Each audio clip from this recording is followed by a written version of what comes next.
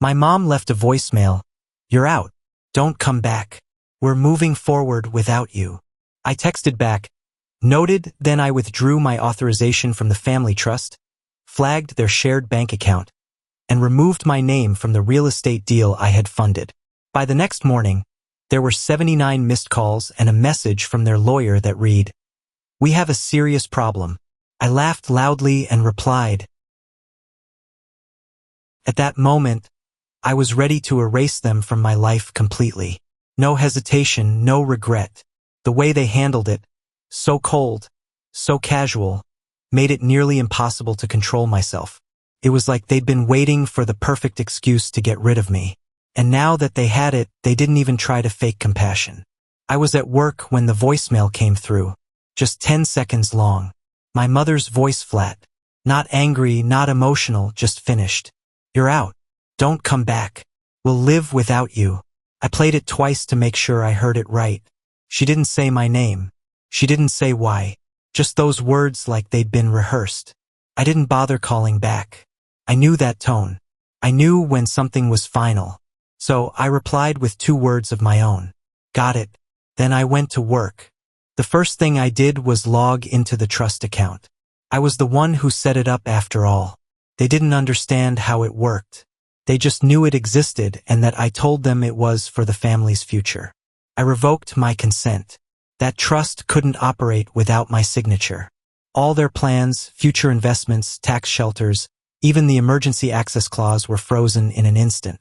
Next came the joint account. It was meant for emergencies to help my parents if something happened, like when my dad broke his wrist on the job last year. Lately, though, I'd noticed grocery runs, online shopping, even restaurant charges. I shut it down completely and locked it with 2-factor authentication tied to my personal email. The balance dropped to 0. That was my money anyway. Then I pulled out of the real estate deal.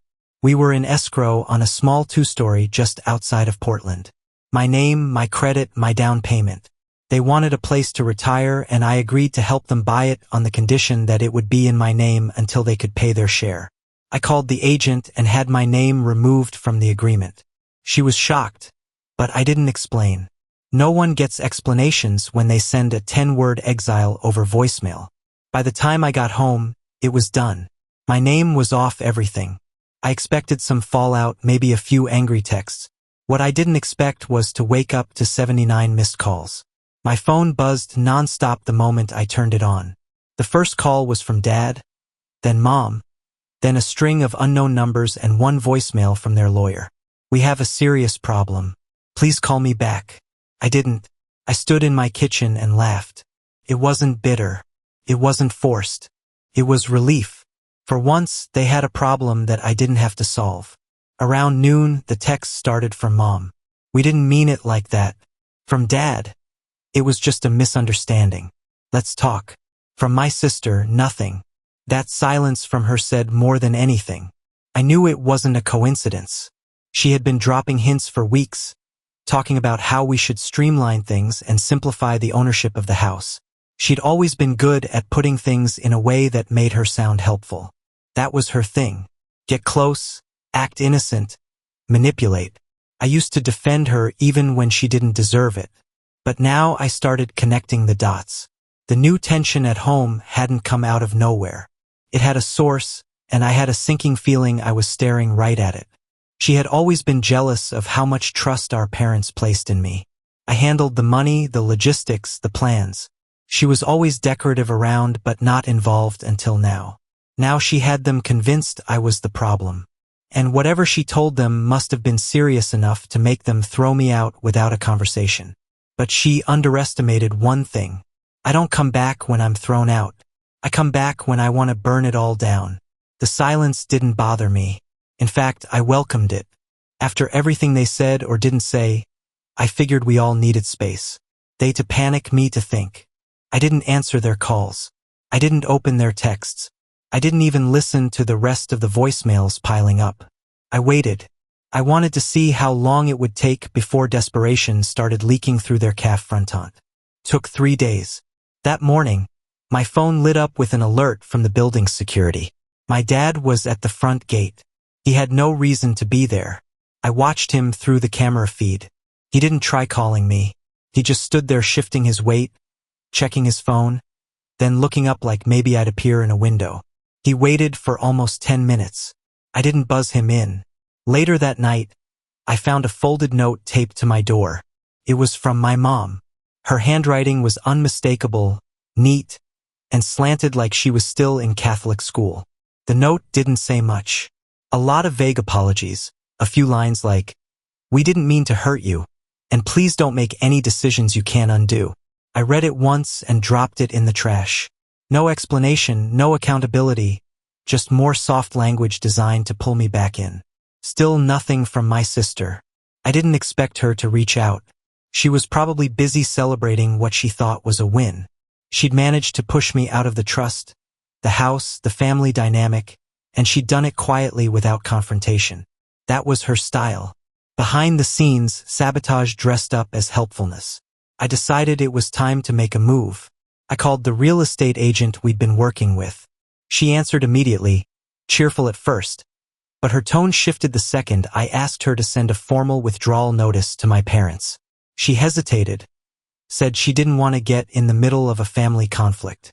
"You're not in the middle," I told her. "You're a paper trail." She sent the email. I didn't need to see their reaction. I imagined it well enough. The cold shock of seeing something in writing, something irreversible. It was one thing to ignore a voicemail or a text. It was another to receive a legal notice saying your son had officially backed out of the one thing keeping your finances above water. The next morning, my mom tried calling again 6 times, all unanswered. By the afternoon, their lawyer emailed me. Just one line stood out. "There's more to this than you think." I sat with that for a while. More to this. So I waited. That night, my sister finally broke her silence. She texted me a single sentence. "I hope you're proud of what you've done." I stared at it. No punctuation, just enough venom to confirm what I already knew. She had been behind everything. And now that things weren't going the way she'd expected, she was starting to lose grip. She thought I'd come crawling back or blowing up with rage. What she didn't understand was that I had no intention of coming back at all. Not until the damage was complete. The next day, I ran into one of my dad's old friends at a gas station. We hadn't spoken in over a year. He smiled, asked about the house, then casually dropped a line that stuck with me. "I heard you pulled out of the deal because you couldn't handle the financial pressure." Rough stuff. I smiled. Didn't correct him, but in my head it clicked. She was already spreading her version of events. That's when I called our old accountant, the one we used before my sister pushed us to switch to someone younger, trendier, more proactive. I set up a meeting and showed him the trust paperwork I still had copies of. He remembered every detail. When I asked what could sabotage the trust from the inside without being obvious, he gave me a cautious look. Said he didn't want to get involved, but then he offered one hint. If someone gave the wrong kind of information to your parents and made it seem like it came from you, that could easily tilt everything. That was all I needed to hear. Now I had a direction. She'd been playing puppet master, feeding them lies, stirring up paranoia, maybe even forging a few details, all to get me out of the way. But what she didn't realize was that the minute she made me an enemy, she stopped being safe. I didn't need to scream. I didn't need revenge. Not yet. I just needed to wait for the perfect moment to make her own story fall apart in front of them. I didn't have to dig long. The cracks started to show faster than I expected. First came a call from the new accountant. Well, their accountant now. He left a voicemail asking if I could clarify a few discrepancies in the trust paperwork and bank activity. I hadn't spoken to this guy once before. Why would I need to clarify anything? I didn't call him back. Instead, I forwarded the message to my old accountant. He called me within the hour. "Sounds like someone tried to amend the trust," he said. "Without my signature," I asked. "That's the part that doesn't make sense." He couldn't confirm who had initiated the changes, but it was obvious someone had attempted to push through modifications under the radar. Someone who didn't understand that despite all the emotional mess, my legal authority hadn't disappeared just because I went quiet. The moment he said a man, I knew who it was. I knew she tried to step into the role I built. I just didn't expect her to do it so carelessly. It got better. The next week, I went to lunch with a cousin I barely talked to. She messaged me out of the blue saying she'd heard something odd and wanted to run it by me. She didn't know the details, just that my sister had been telling relatives that I was cutting off the family out of greed, that I didn't want to share anything, and that I'd always been controlling. I laughed. She used the word controlling because it sounded dirty. She knew people would believe it. That was the trick. You don't accuse someone of anything too extreme, just enough to change the story. But people talk, they compare stories, and things started to unravel when she made a mistake. She told one version to my uncle, another to my cousin. Slightly different timelines, different motivations, same target. Me. I didn't say anything publicly. I didn't start a family group chat war. I waited. Then came the moment I didn't expect, but couldn't have planned better. An email from the real estate agent. She'd accidentally CC me on a reply to my sister.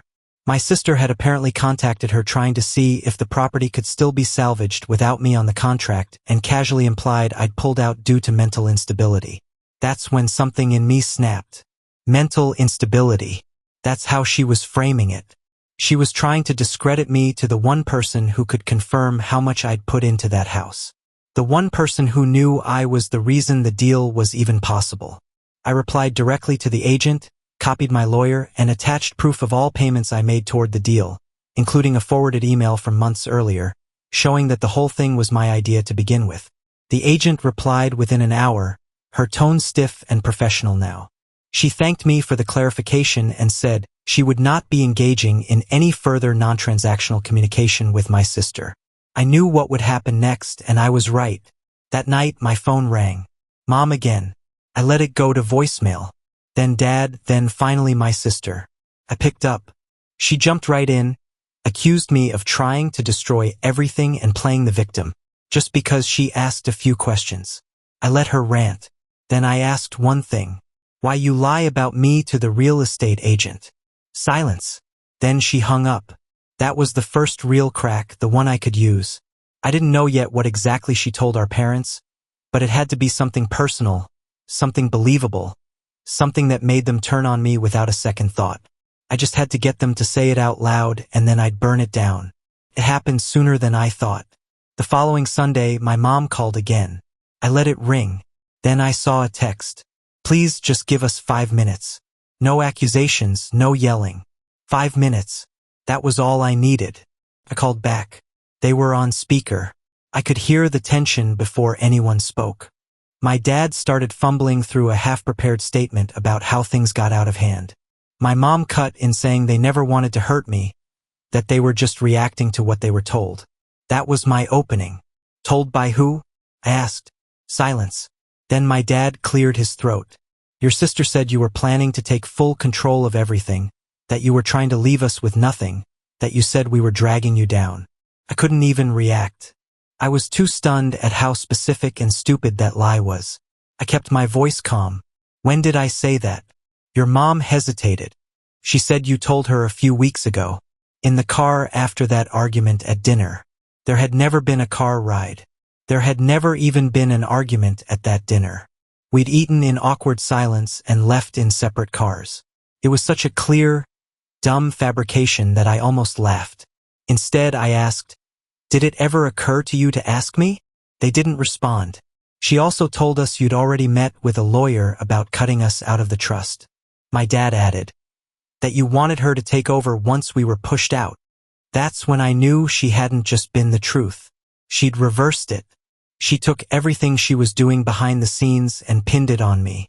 And they bought it because it was easier to believe their son turned greedy than admit their daughter was manipulating them for a bigger slice. I didn't yell. I didn't explain. I said, meet me tomorrow. All of you. No excuses. I'll bring the documents. You bring the lies. They agreed. The next evening, we sat at their dining room table. I had a folder with bank statements, email printouts, and the forwarded message from the real estate agent where my sister casually implied I was mentally unstable. She sat across from me, arms crossed, defiant, like this was still her stage. I started with the agent's email, then the payments I made, then the text she'd sent to relatives. Each time I laid something down, I didn't speak. I let the words do the work. My mom stared at the table. My dad kept glancing at her like she might save the moment. Then I finished with the last document. A forwarded message from our old accountant confirming that a recent attempt had been made to alter the trust by someone pretending to have joint authority. That was the final straw. My sister looked like she wanted to speak, but for once she didn't know what to say. I stood up. You wanted me out. Congratulations. Now you're out. I turned to my parents. She lied. And you let her. You believed her because it was easier than talking to me. No one argued. My mom finally spoke, her voice quiet. We didn't know. You didn't ask, I said, and walked out. 2 days later, I got a text from my dad. Just one sentence. We've removed her from the trust. Then from my mom. We were wrong. Please come back. I didn't reply right away. Letting her twist the knife had taken planning, but making them see it had taken patience. And now that the spell was broken, I wasn't finished yet because forgiveness doesn't cancel consequences. 3 days after they removed her from the trust, my sister showed up at my office. I didn't know how she found the address. I moved locations a year ago and hadn't told anyone. Maybe she dug through old emails. Or maybe she followed me. Either way, she stood in the lobby like nothing had happened. Like she had a right to be there. She asked for 10 minutes. I gave her 5. She walked in smiling, all fake, calm. As if this was just some silly misunderstanding between siblings. She said she understood now that things got a little out of hand and that our parents had overreacted. She never admitted to lying. She danced around it, blamed confusion, stress, emotions. Then she got to the point. She wanted to make things right, not with me, with the business. She actually believed she could still be part of the family business now that she was officially out of the trust.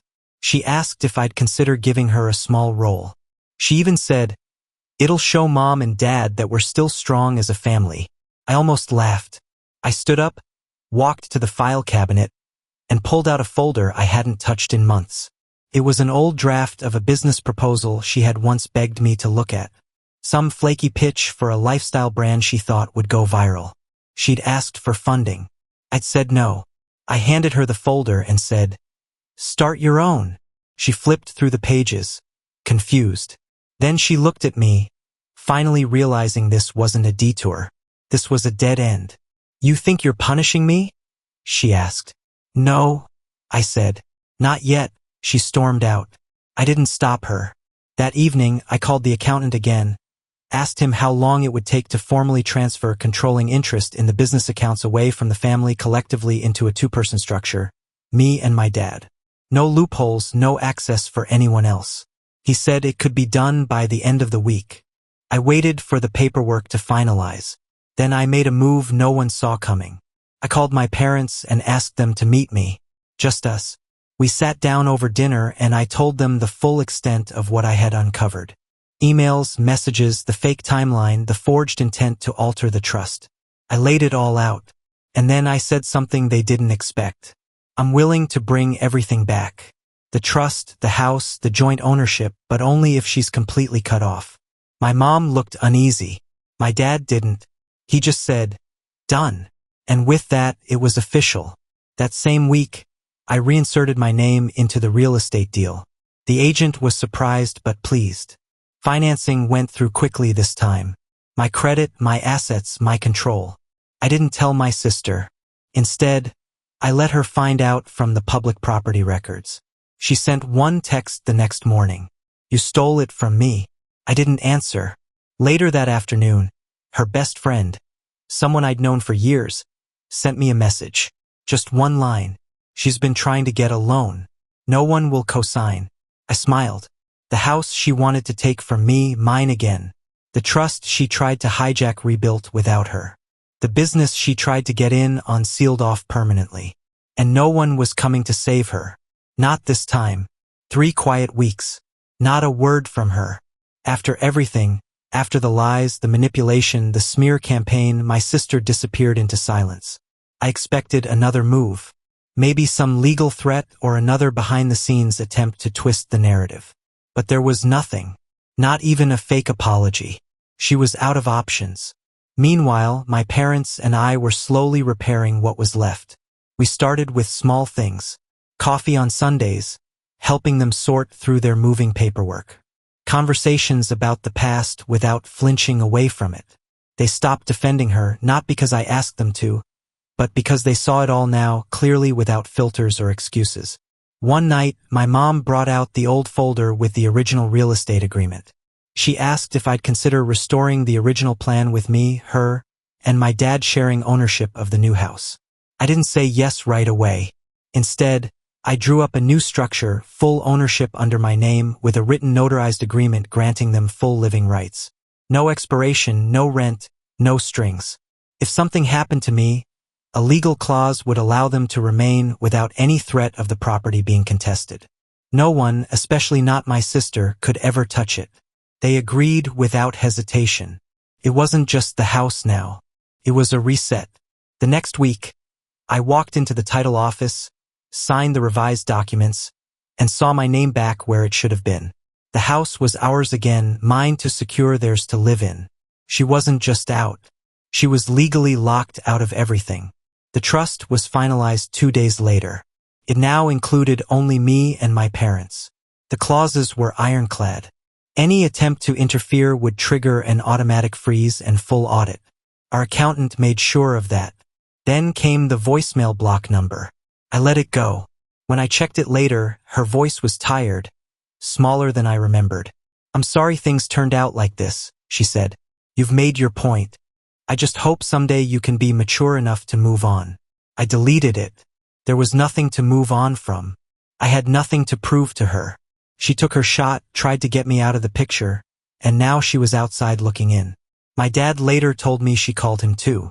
Said she had a new business idea and needed money to start over. She didn't ask to come back into the family just for support. He told her no. There was no long explanation, no dramatic pause, just no. That was the first time in my life I saw him draw a line without flinching. The day we moved into the new house was quiet. No celebration. Just me and my parents unloading boxes, figuring out who gets which room. My mom hung a photo of the three of us from 10 years ago, one of the few where we looked like a real team. She said she was tired of pretending things hadn't changed. We were different now, wiser, a little bruised, but whole again. A few days later, her old best friend sent me a message. Apparently, my sister had been reaching out to anyone who would listen, people she hadn't spoken to in years, trying to paint herself as the victim.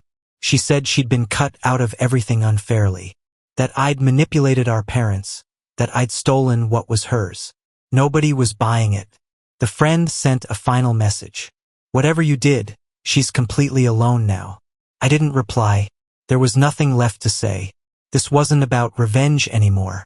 This was about making sure the door she slammed behind me was the same one that stayed shut on her. She wanted control. She wanted leverage. She thought she could push me out and step in cleanly, smiling like she'd earned it. But now she had no seat at the table, no access, no name on any papers, no story anyone believed. And the three of us, we were home. Mini update. It's been a month since we moved into the house. Things have finally leveled out. My parents and I have a routine now. It's quiet, easy. We don't bring up what happened. Not because it's uncomfortable, but because we've moved past it. They trust me again, and I've stopped waiting for the next betrayal. She's gone completely silent. No texts, no calls. I heard through someone that she's renting a small place. Tried launching something on her own, but it didn't go anywhere. She burned every bridge she had. The trust, the house, the business, everything is locked down, stable, mine. I don't feel angry anymore, just clear. She thought cutting me out would get her everything, but now she has nothing. And that's exactly how it should be.